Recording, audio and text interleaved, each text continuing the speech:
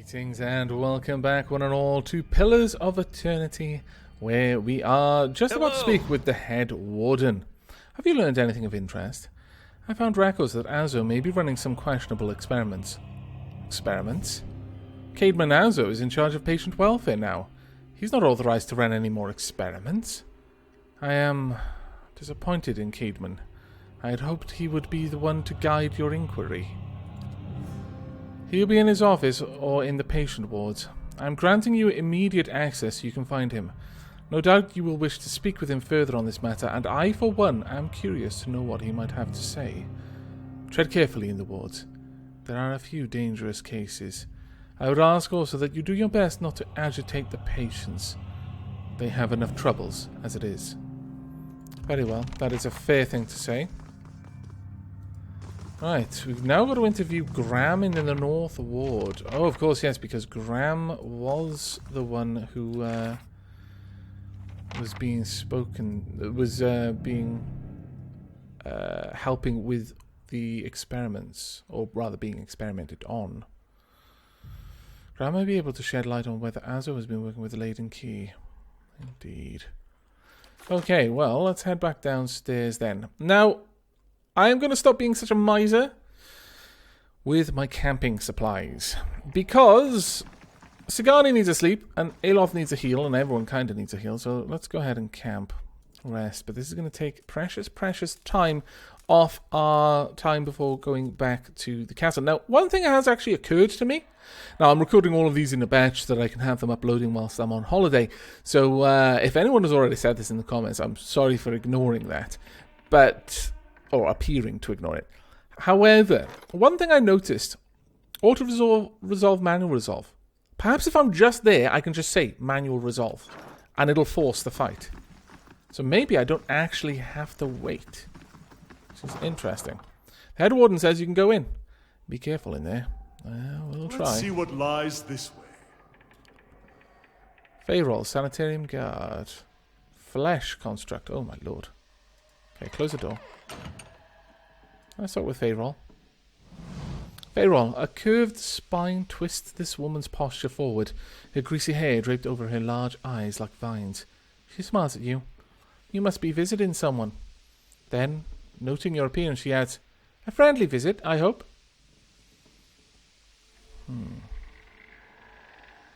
Have any of the patients been acting unusually? Well, there's Batixa, who relives a murder she committed more than 5 lifetimes ago. Idleman, who they say only has half a soul and who has found collecting the faces of others because he believed his own to be a false one. Graham, he speaks in a language no one understands and wails at night sometimes. Different from their normal behaviour, I mean. Well, yes, I suppose, but nothing they didn't volunteer for. Master Azo let us know that a number of patients in the North Ward had volunteered for a new therapy and would be escorted to his laboratory to receive treatment. The North Ward has our most troubled cases. I'm glad some of them have chosen to get help. It seems to me it's gotten quieter over there since it started. I don't think that's because... oh dear. It's Graham I see them taking in the most. He struggles, but he always was a bit of a wild one. What do you know about Animancer Azo? Oh, I like him very much. Many Animancers could care less about their patients. Oh no, really? Such a noob mistake! If they could care less, then it implies that they care at least an amount. That there is a measurable level of care being applied for them to be able to care less. The least amount that you can care is not at all. To say you couldn't care less implies that there is literally no lesser amount of caring possible. To be able to care less, if they could care less, it means they care at least a tiny little bit. And that is not what you're trying to say here. Oh, Obsidian, you silly scallywags. Look at us like vermin for their experiments, but Master Azo treats us like humans, even the very sick. You can tell he does this to help people. He's helped me understand a great deal about myself, and I know he's done the same for others. It's too bad what they did to him. He hides it well, but I know he's still affected by it. What happened to Azo? Freyol's eyes dart back and forth, and her voice lowers to just above a whisper. They don't like to talk about it, but he was an accident. He was said to be one of the brightest in Deerwood. That was his reputation here, and that was brought me to seek treatment. People say it was ego that drove him to try and solve the legacy, but that's hogwash. Even if he was a bit of a showman, he loved his homeland. He thought he could help. He wasn't one to speak of his work, suspected his colleagues might have tried to steal it, but he told me once that he had figured out a way to create a soul. Not a soul exactly, mind you. How did he put it? A proxy, I think he called it. Had some machine that drew energy out of the very ether. Can you imagine? The point is, it was going to help with the legacy. It was going to make Hollowball into something easier to love and care for. God knows that's something we need. Do you know what they call those empty little babies in Andra's gift? No, tell me. They call them buoys, because so many of them are found floating face down in the water. These are mad times. Wow, that is actually pretty grim. Anyway, Master Azo had scheduled a public demonstration of his work in Copper Lane. He was so excited. And then the next day he was locked in his office, turning away visitors. And he stopped seeing patients. I don't know exactly what happened, and I don't have the heart to ask him, but I'm glad they're letting him treat people again. Do you know where I might find Azo? I think I've seen him around today. Have you checked the laboratory? It shares a wall with his office. He's been spending most of his time there lately. Why are you in here? Behind her hair, her cheeks flush. I don't want to say. Think less of me.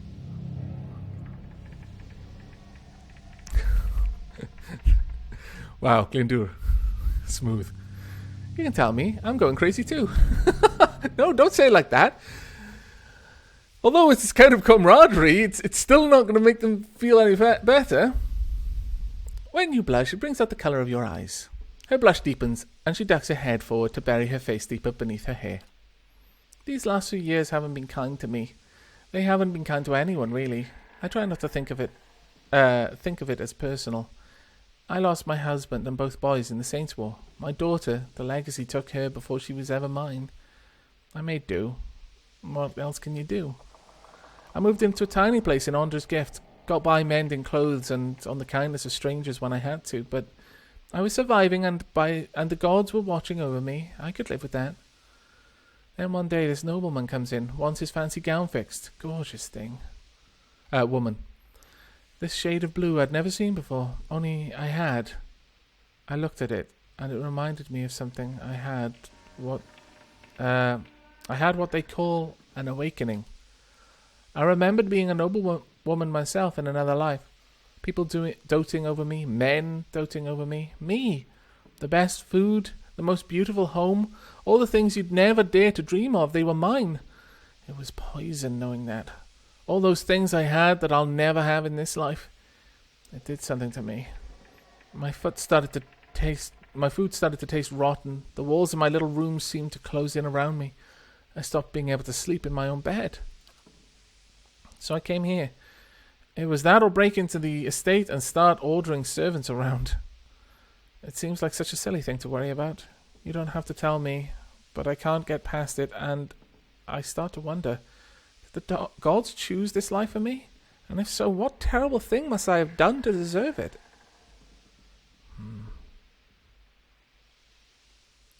No, let's not say that. I might encourage you to end this life so she can get there faster.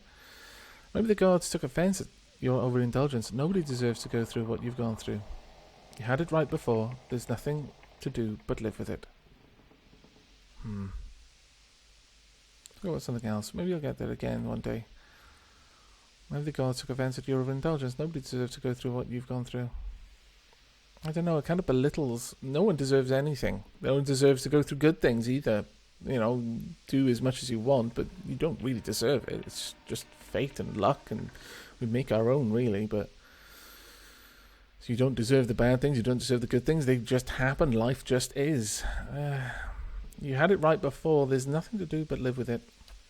That's what kept me going, but it hasn't gotten easier, and that's just too bad. Would I be able to visit the North Ward? They like to keep them separate. I don't know that I've ever seen the guards allow a visitor. Just Master Azo.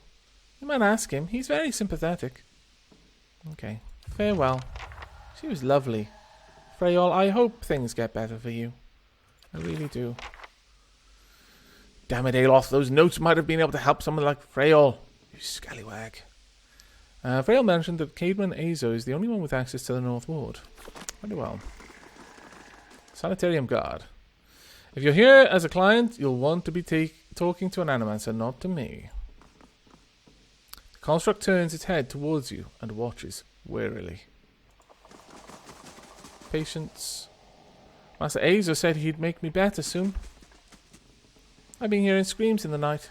I'm sure you have. Were they your own?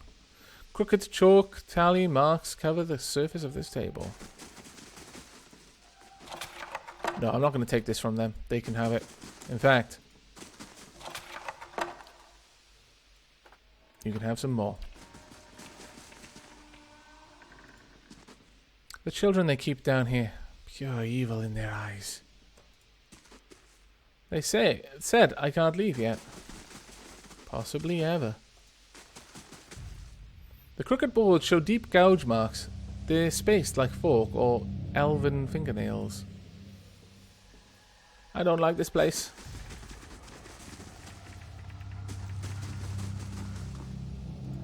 Well, that's where we came from, so we're going to want over here, because this is going to be the I'll see what I can find. Laboratory, because it neighbours the wall. Or rather, this will be the laboratory. Let's have a poke around first, shall we? Let's not just go straight to that room. Let's look. Have a bit of a look-see. Can I go in there? I'll go into all of the rooms first. Make sure I know what's going on. See if there are any secrets. Nope, nothing in there yet. Patient over there. Hello. Master Azo said he'd make me better soon. I'm sure you'll get better, don't worry. What's this? Haha. Oh. No, we're not going to take that. Have we got anything to give them? Let's give them something nice if we can. I'm not going to give them a dog. It's our dog. In fact, on that note...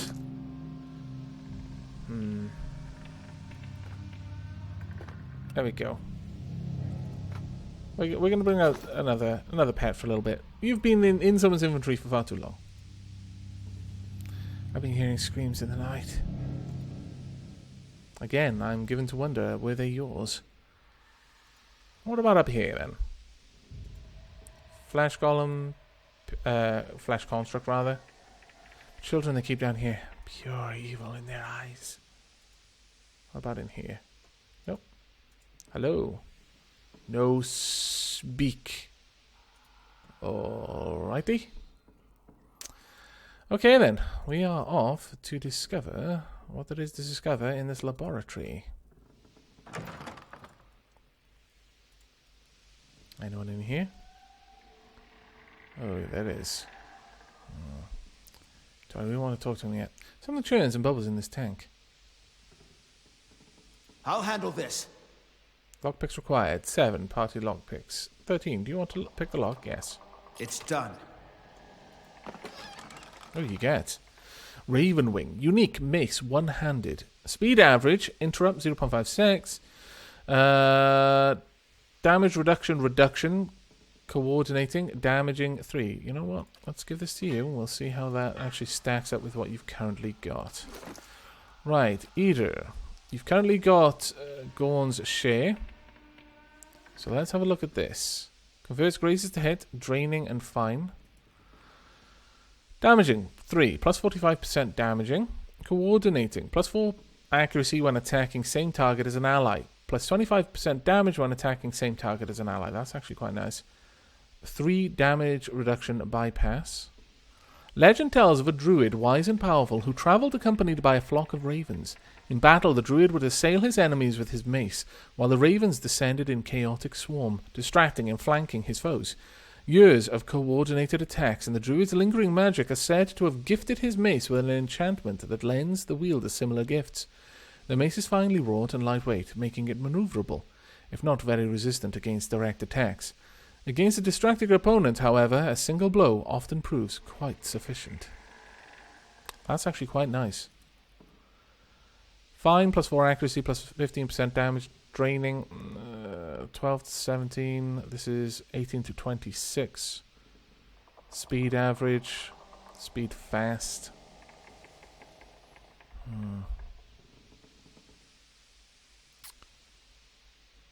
Honestly, I mean, that's really nice. Yeah, I think we're going to go with this. Is this a one hand? Yes.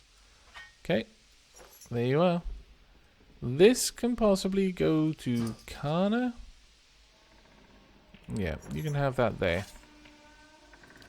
We'll get you another shield. Do I have another shield? Yes, I do. Small shield. Yeah, that'll do. So you've got actually a fairly wide array of weapons there. It's actually quite nice. Now, the question I have here is, should we actually talk to him before we've explored the rest of this floor? And I don't think we should. I think we should go and explore a little bit more before we actually try and engage him in conversation. Make sure that we've got as much information as we can to use in any kind of conversation we have with him. Flesh construct, what are you going to say? No visitors. Alright. You're going to be no speak. Stares at you through lidless eyes. What do we have over here then? Anything? Oh, there's a room over there. Sanitarium guard. Care to have a word? Keep your distance. Wicht in that cell back there. We've had incidents when people get close. Alright then. That cell, I see. Oh, nothing that... Ooh, wait a second. There is something down here. Aha. What have we got in here then? Ooh, no, wait. Close that door. Now. Okay. What about this? And... The Deerwood Part 3. The War of Black Trees and the Rise of Ademeth Hard something or other. Okay, well there's nothing else in here for me to explore, so we're going to go and check out this room. Then we are going to go and talk with Cadman. Hello, Flesh Golem. Ah. Alrighty. Oh. Yes, accept. Got to start replacing all the lockpicks that we used up. Right, well, we've seen everything we need to see. Doesn't look like we can go up there. Or at least I'm assuming we can't, because it said no visitors. And I assume it wouldn't say no visitors if we could visit. The copper wires and conduits are shiny. The device is warm. Warm to the touch. Let's keep quiet. Indeed. Shh, shh, shh, shh. Softly, softly. What's this? The copper wires and conduits are shiny. The device is warm to the touch. Something churns and bubbles in the tank. Let's have a word with Cadman. A round-faced, balding man turns to face you. His upper lip is pulled upward slightly by his pointed nose, exposing his upper teeth when he scowls. What is the meaning of this? Ethermore told me you're not supposed to be doing any more experiments. I heard you were demoted. How did it happen? I'd like access to Northward. I'm looking for an expert on awakenings. Let's start with Northward. Out of the question. Those patients are in isolation for a reason. I've seen your records. I know what you're doing with them. So you can coerce them into your experiments? Freyol told me everything. I've been permissioned to conduct my investigation down here. You'd best cooperate. Let's not, say anything against Freyol. She could get in trouble. No. My answer is no. Whatever you're looking for, those patients will not be able to help you. The head warden will stand by me on this. Ethermore told me you're not supposed to... Okay, I'm looking for an expert. I heard you're demoted. How did this happen? Azo's nostrils flare and he bares his upper teeth more broadly. That's none of your concern. Did one of the others put you up to this? Udmer? That smug weasel. Things went wrong. Everything. I don't know how. I'll never know. He spits on the floor as if to remove a bitter taste from his mouth. Ethelmore told me you're not supposed to be doing any more experiments. Yes, well, Ethelmore hasn't done much good for anybody since he had his soul moved to an inanimate object, so I fail to see why I should let that sway me. If animances all followed the commands of their leaders, where would we be? We'd all be as backward and willfully ignorant as Red Ceres. We would know nothing about life or death or even ourselves. We would be lost in the dark with no clue as to why. Our leaders guide us, and without them we risk losing our way. If this man would strike off on his own, then let him fend for himself without the benefit of the Sanitarium. You toy with things beyond your comprehension. It's dangerous and foolish. It seems to me we're still in the dark. Surely there are other paths that don't involve risking lives. You're right about that much. There are certain questions that have to be asked. I have no interest in arguing about this.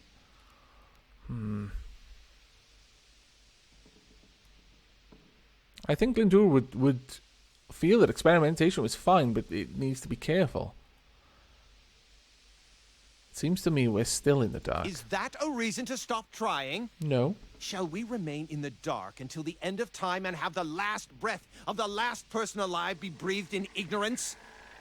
The gods want us to know. The clues are all around us. In understanding these clues, we honor their creation. Who will solve Widewen's legacy? Some church? Some warrior? It will be an animancer, or it will be no one at all. Have you tried your experiments on any other subjects? I have, yes. No point in lying about it, now that Aethelmore is involved. I asked for volunteers from our patients, and a few brave souls came forward. I was very close at one time to a breakthrough. They understood that. They understood their sacrifice would mean something. I don't have time to give you directions. Go bother somebody else.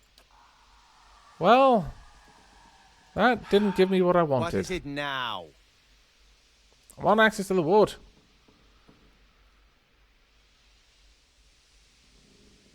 I know what you're doing with them. I've seen the records. Those are private. You have no right. He balls up a fist and digs his teeth into his index finger, a growl simmering beneath his breath and a deep scowl compressing his face. Fine. Speak to them for all the good it'll do you.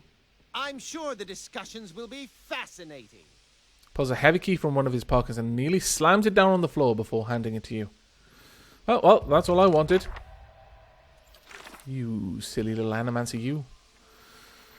Right, Azo's own records showed that he sometimes forced patients to undergo experiments even when they were unwilling. One patient from the Northward, Graham, was a frequent test subject. Graham may be able to shed light on whether Azo has been working with the Laden Key. They're all mentioned the Cadman is the only one with access. I received the key, so we're going to move on. Right after I pick this lock. I'll have this open in no time. Then take everything out of it. Wow. Light armor, yes please. We're going to be checking that out straight away. Okay, currently I am wearing this. Light armor, damage reduction of 7, recovery speed 25. This, light armor, breakout, preservation, and fine. Let's check this out. Blithe Golan. Breakout, minus 50% stun duration, knockdown duration, preservation, plus 20 to defense while stunned or prone. It's actually better in pretty much every way except for equal in terms of its damage reduction. Yeah, that's just a flat upgrade.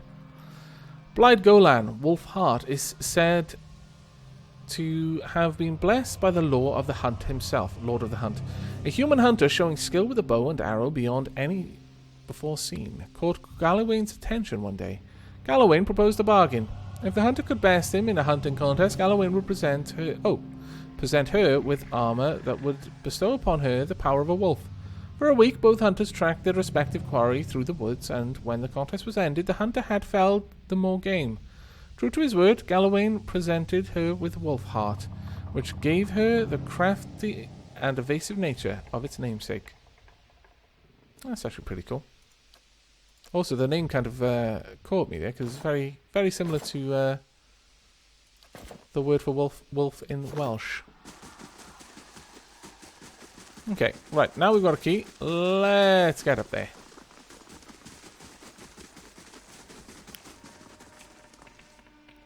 North Ward restricted. No, it's not. We're good. Are you good? I'm We're on the good. trail. Alright, now... Let's close this door, though. We don't want to break out.